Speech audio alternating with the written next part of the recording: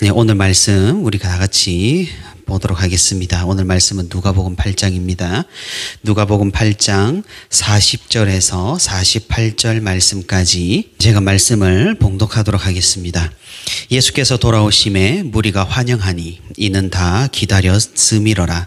이에 회당장인 야이로라 하는 사람이 와서 예수의 발 아래에 엎드려 자기 집에 오시기를 간구하니 이는 자기에게 12살 된 외딸이 있어 죽어 가미러라.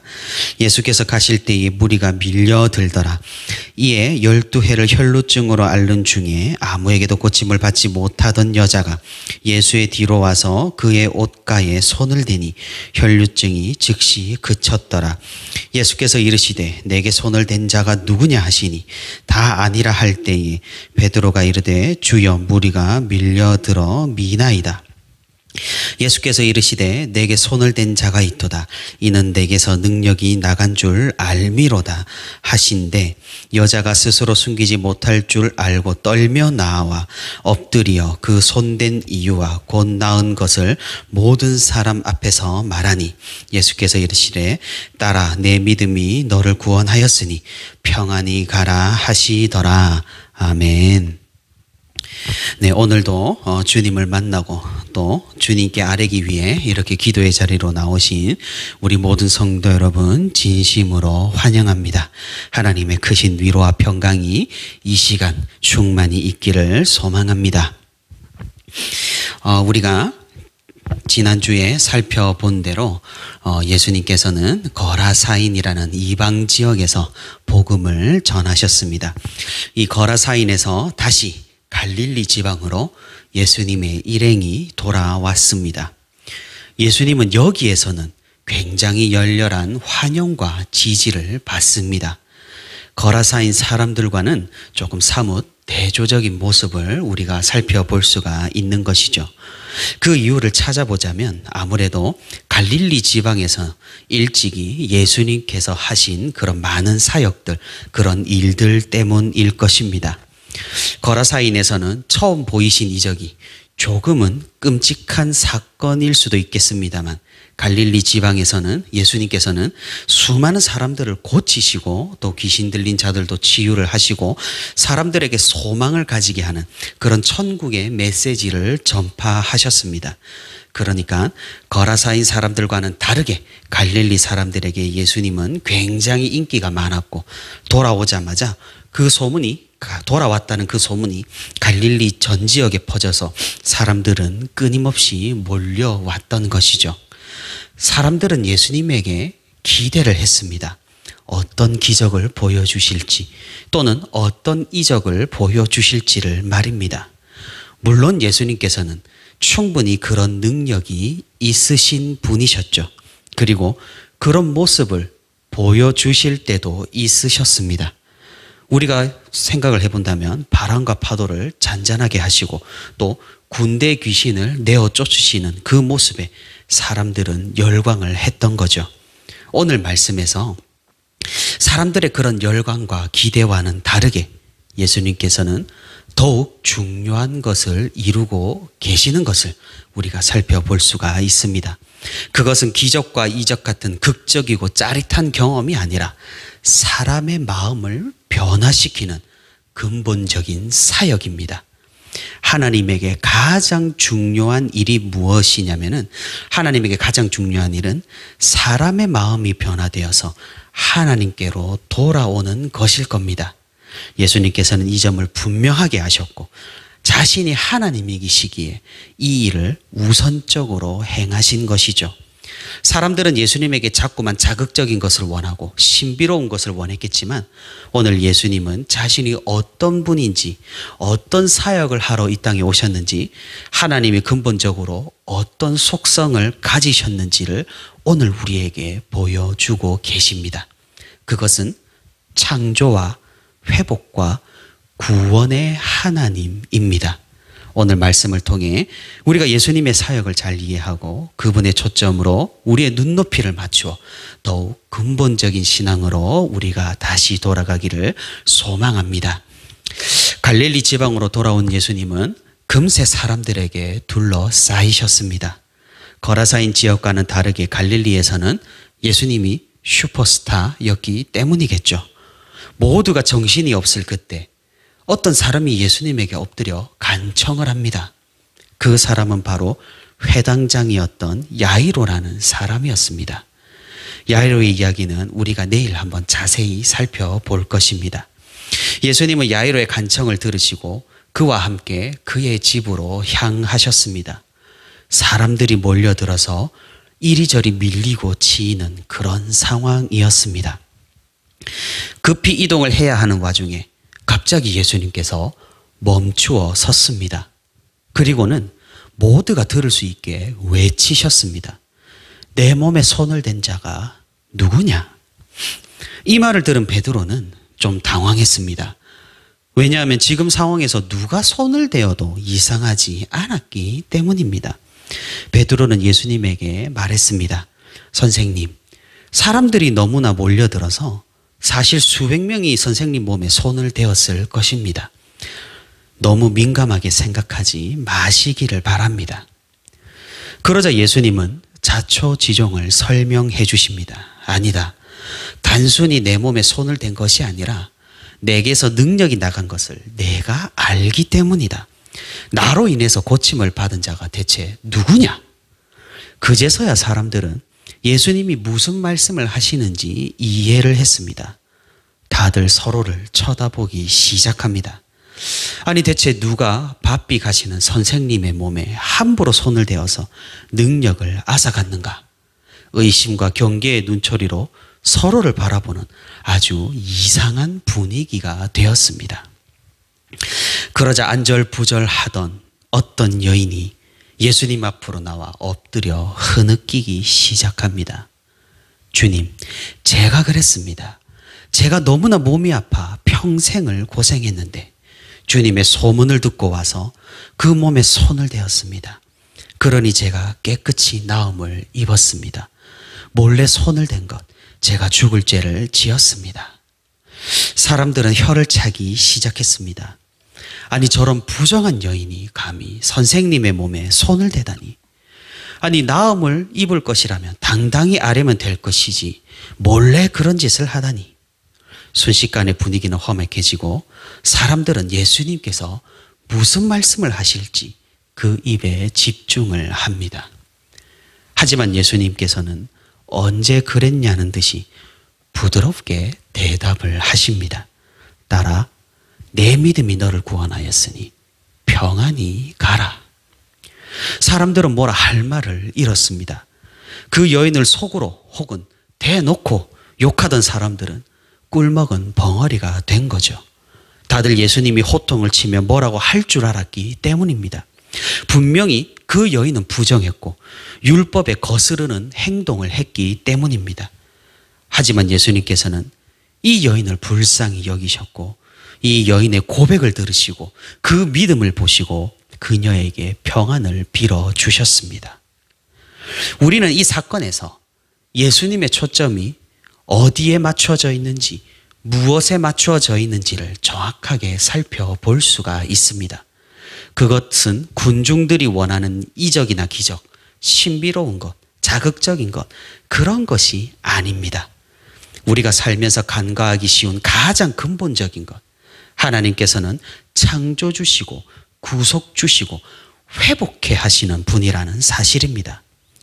사람들은 제자들에게 예수님의 이야기를 들었을 겁니다. 바람과 파도를 잔잔하게 하시고 군대 귀신을 쫓아내신 그 직전의 위대한 역사들을 말입니다. 그래서 사람들은 더욱더 예수님의 행동을 기대했습니다. 하지만 예수님께서는 그런 기대가 아니라 오직 사람의 마음에 초점을 두었습니다. 어느 한 여인의 믿음, 그 여인의 신앙 고백, 그 여인의 평안을 예수님께서는 보셨고 기대케 하셨습니다. 이 여인은 불쌍한 여자였죠. 혈류증은 하혈을 하는 병입니다. 지금으로 생각해 보자면 아마 자궁질환 중 하나를 앓고 있었던 것 같습니다. 마가복음을 보면은 수많은 의사들이 이 여인의 병을 고치려고 갖은 시도와 노력을 했지만 전혀 차도가 없었다고 말합니다. 율법에 따르면 하혈한 여인은 부정한 상태고 그러니 이 여인은 당연히 회당에서 예배도 드릴 수 없었고 사회적으로도 정상적인 생활이 거의 불가능했습니다. 이 여인을 만지는 자도 부정하게 됩니다. 그러니 아마도 이 여인은 문둥병자와 같은 그런 비참한 대우를 받았을 것입니다. 이 여인이 얼마나 오랜 시간 동안 하나님을 의지하며 하나님께 간구를 했을까요? 12년이란 긴 시간 동안 고통받으며 제발 제 병을 고쳐만 달라고 몇 번이고 하나님께 간청을 했을 겁니다. 하지만 하나님께서는 아무 응답이 없으셨고 이 여인은 그 고통을 고란스리 몸소 받아내었던 것입니다. 전승에 따르면 이 여인은 가이사랴 빌립보 출신이라고 합니다. 만약 이것이 사실이라면 그녀는 그 아픈 몸을 이끌고 예수님을 만나기 위해 약 50km, 10시간의 거리를 걸어온 셈입니다. 이 여인은 아마 예수님에 대한 소문을 들었을 겁니다. 하나님의 사람, 예수라는 사람이 가버나움에서 사람들의 병을 고치더라는 그 소문을 들었을 겁니다. 12년 동안 고통받았던 이 여인에게 무슨 다른 희망이 남아 있었겠습니까? 예수님의 소문을 듣고 이 여인은 아마 예수님이라면 혹시 자신의 병을 고칠 수 있지 않겠냐는 소망이 생겼습니다. 지푸라기를 잡는 심정이라도 말입니다. 예수님 주변은 정말로 복잡했죠. 그를 따르는 제자들이 예수님을 애워싸고 그 이중으로 몰려든 사람들이 예수님을 보기 위해 둘러쌌을 겁니다. 여인의 몸으로 예수님 곁에 가는 것은 너무나 어려워 보였습니다. 하지만 그녀는 포기할 수 없었습니다. 차이점이 있다면 다른 사람들은 그저 예수님을 구경하기 위해 소문으로 듣던 예수님이 어떤 사람인지 보기 위해 혹시나 대단한 기적이나 이적을 눈으로 목격하지 않을까 그런 기대감에 몰려들었을 뿐입니다. 하지만 그녀는 분명한 믿음과 목적을 가지고 예수님을 찾았고 만났고 만졌던 것입니다. 예수님의 옷에 손을 대자마자 그녀는 느낄 수 있었습니다. 아니, 확신할 수 있었습니다. 거짓말처럼 12년간 자신을 괴롭히던 그 병이 깨끗이 나음을 입은 것입니다. 그녀의 믿음은 현실이 되었고 그녀의 소망이 이루어진 것입니다. 하지만 끝난 것이 아니었죠. 그녀는 조용히 빠져나가길 원했습니다. 왜냐하면 자신이 부정한 사람임을 알았고 자신이 한 행동이 알려지면 큰 화를 당할 수 있기 때문입니다. 그때 예수님의 목소리가 들려왔습니다. 누가 내 몸에 손을 대었느냐? 아, 설마 나를 두고 한 말씀인가? 사람들이 이렇게나 많은데 설마 나인지는 모르시겠지. 그녀는 두려웠지만 익명성에 의지해서 군중 사이로 숨었습니다. 하지만 뒤이어 하시는 말씀에 그녀는 어찌할 바를 몰랐습니다. 내게서 능력이 나간 줄 내가 안다. 누가 내 능력을 훔쳤느냐? 그녀는 더 이상 숨을 곳이 없었습니다. 너무나도 분명히 예수님께서는 자신을 향해 말씀하고 있었기 때문입니다. 이런 능력을 가지신 분이 자신을 모를 리가 없다고 생각이 들었습니다. 그녀는 모든 것을 내려놓고 예수님 앞에 엎드렸습니다. 자신의 상황과 여기에서 한 일을 예수님께 솔직하게 고백했습니다. 불쌍히 여겨달라고, 용서해달라고 예수님께 호소를 했습니다. 분위기가 냉담했죠. 정말 큰일이 났습니다. 사람들의 시선이 느껴집니다. 그런데 예수님께서 이어서 말씀을 하십니다. 그것도 부드러운 음성으로 잘했다는 격려의 목소리로 말입니다. 딸아, 너의 그 간절한 믿음이 너의 병을 낫게 하였다. 이는 내 옷의 힘도 아니고 어떤 마술적이나 신비적인 현상도 아니다. 너의 그 믿음과 그 소망함이 너를 구원하였으니 하나님을 향한 그 마음을 가지고 평안히 돌아가라. 꿈만 같았습니다. 자신의 모든 것이 용서받은 것 같았습니다.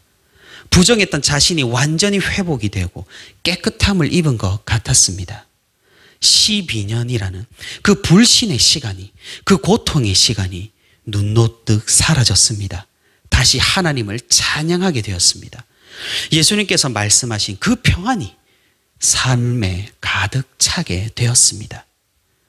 예수님의 관심은 이 고통받은 여인 그 자체에 있었습니다.